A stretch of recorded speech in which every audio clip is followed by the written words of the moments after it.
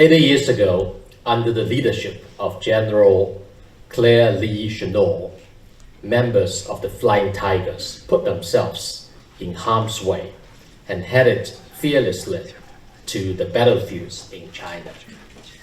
The Chinese and American people fought side by side, writing a heroic chapter in the fight for peace and justice, and making indispensable contributions to the victory of the world anti-fascist war.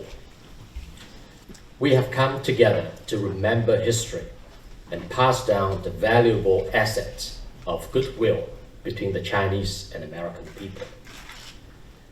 As the China-US relationship has again come to an important juncture, it is all the more necessary to remember where we came from and find a right path forward.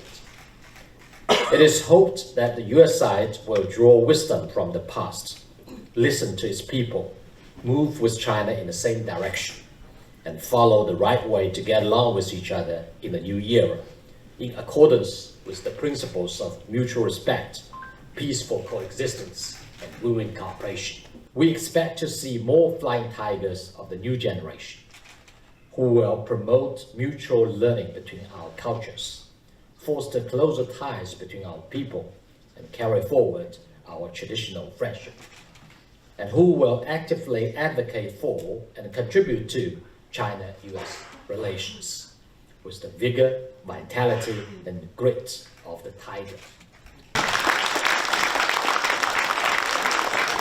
My grandfather, when he stayed in China in 1937, what he saw was the people in need. He didn't care that you didn't come from the same country he came in. He didn't care that we didn't speak the same language. What he cared about was that he saw the slaughter of the Chinese people, and that is why he stayed. And he devoted 4 years serving in the Chinese military before the Americans ever came to the aid of China.